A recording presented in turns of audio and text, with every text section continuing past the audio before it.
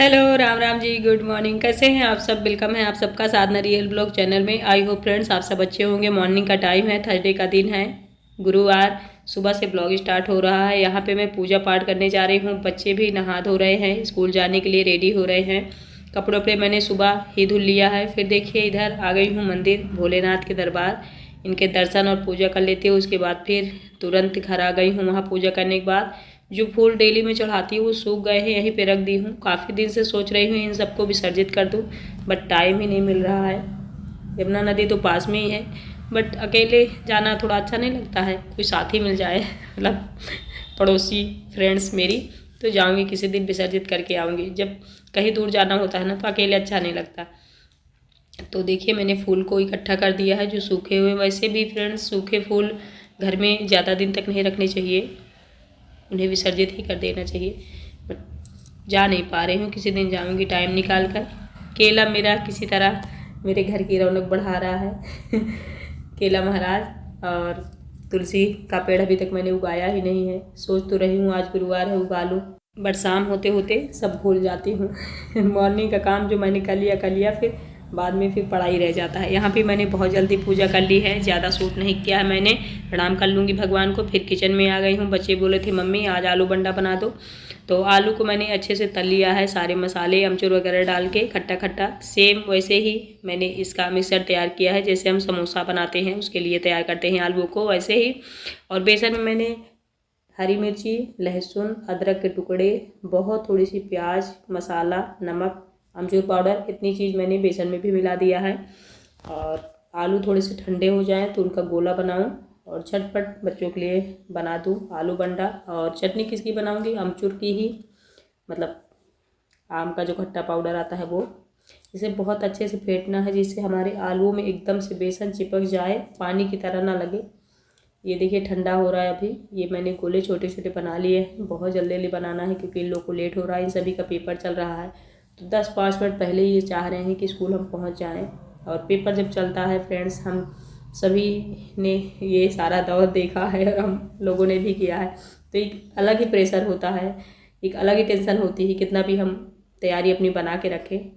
तो बच्चे भी भाई अभी शुरुआत में हैं, इनको भी सोचना पड़ता है कि हम कैसे करेंगे, क्या करेंगे। तो जल्दी से स्कूल पहुंचते हैं, अपने दोस्तों से बातें करते हैं, तो समझ में आता है अच्छा हाँ ऐसे ही ये सारा काम हम करेंगे।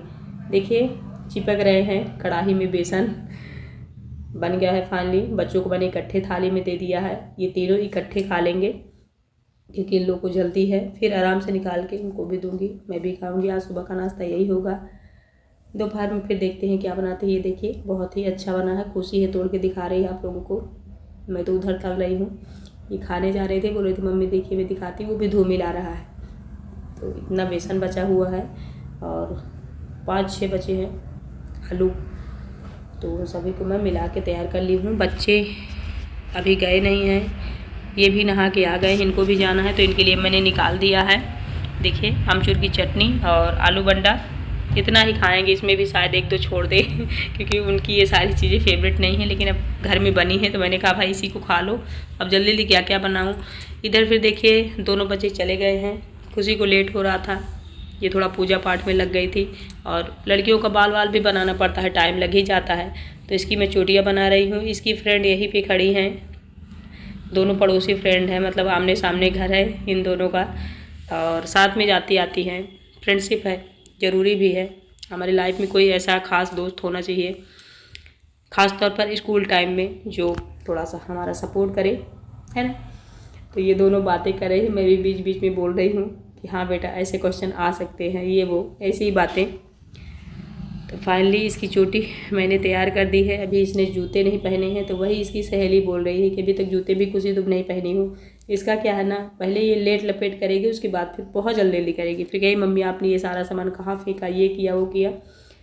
किसी तरह से हो गया है इसका काम, जूते पहन रही है। इनको भेज दूँ, उसके बाद फिर बेसन थोड़ा सा बच गया है, और जो मैंने मिक्स किया हुआ था ना बेसन आलू बंडा के लिए, वो भी बचा हुआ है। तो उसी में मैं प्याज डाल के पकौड़ी बना लूँगी। बच्चों को मैंने भेज दिया है, सब लोग गए और मैंने पकौड़ी निकाल ली है। इसमें मेथी डाल दी हूँ, कढ़ाई कितनी ज़्यादा जल गई है। इसी में मसाले थोड़े से पीस के डाल दी हूँ। कढ़ी बहुत देर से खाने का मन था फ्रेंड्स, मट्ठा मिल नहीं रहा था, आज मैंने सोचा अमचूर है तो मैं अमचूर वाली ही कढ़ी बना लूँ, क्योंकि कढ़ी में 15 दिन से ज़्यादा हो गए अगर बिना खाए ना तो थोड़ा सा अजीब लगा करता है, क्योंकि पसंदीदा चीज़ें हैं मेरी और इतनी महंगी भी नहीं आती कि मैं इसे अवॉइड कर लूँ। तो देखिए मैंने बहुत जल्दी कढ़ी को छौंक दिया है। इसमें ऊपर से अमचूर पाउडर डाल दूँगी बहुत ज़्यादा, जिससे खूब खट्टी रहे कढ़ी, क्योंकि कढ़ी जब तक खट्टी नहीं होगी तो स्वाद ही नहीं आता है। तो इसको मैं चलाते हुए पकाऊंगी, क्योंकि छोटा बर्तन है, छोटी कढ़ाई है। ये देखिए जब उबलने लगती है कढ़ी तो लगती है बहुत ज़्यादा है। पकौड़ियों को भी मैंने डाल दिया है, उबाल ली हूँ। ये अमचूर की कढ़ी है ना फ्रेंड, थोड़ी सी डार्क लग रही है, बिल्कुल पीली नहीं है।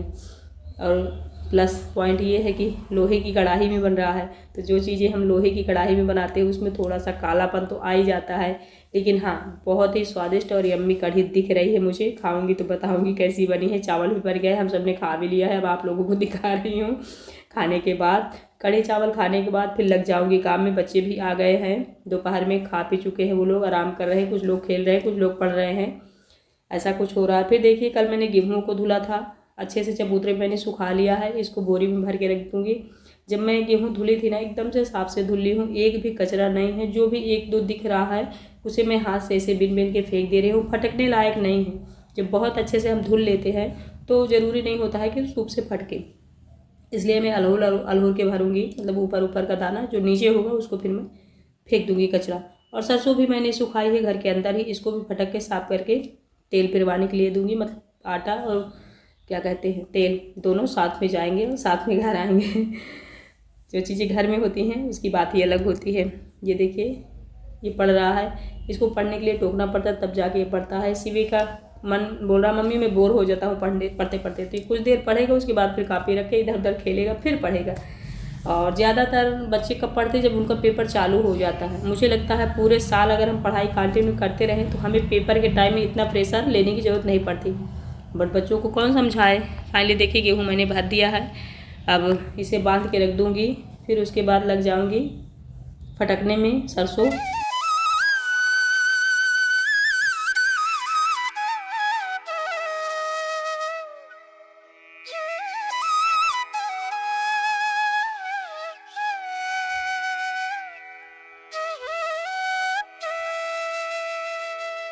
इस चटाई में जब से मैंने गेहूँ सुखाना शुरू किया फ्रेंड्स ये फट गई है, क्योंकि ज़्यादातर धूप में प्लास्टिक की चीज़ें रहती हैं तो डैमेज तो हो ही जाती हैं।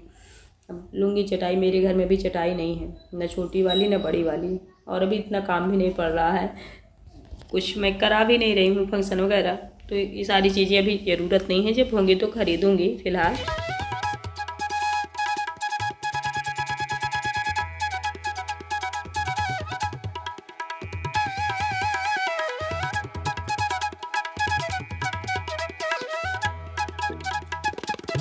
सबसे ज़्यादा मेहनत मुझे सरसों को फटक के साफ़ करने में लगती है, क्योंकि जितना मैं फटकती हूँ ना उतनी सरसों नीचे चली जाती है, और जो कचरा होता है वो मतलब रहता ही नहीं, रह ही जाता है मतलब सरसों में ही।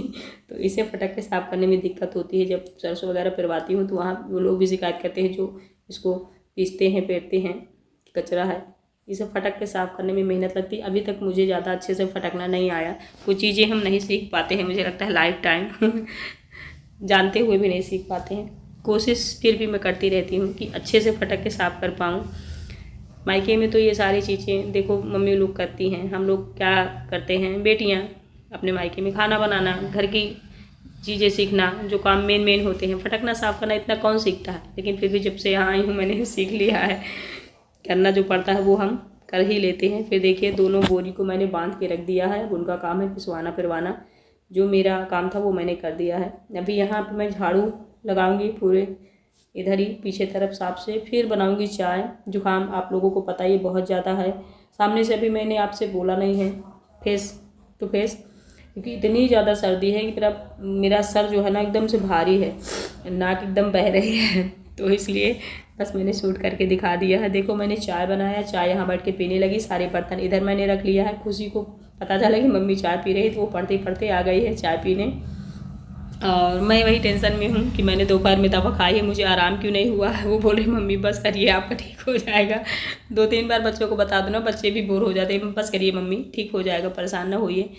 मैं यहाँ पीऊँगी चाय, फिर मांजूँगी बर्तन। मिलूँगी आप लोगों से कोई अच्छे से नई वीडियो के साथ। आई होप ब्लॉग अच्छा लगा हुआ। बाय।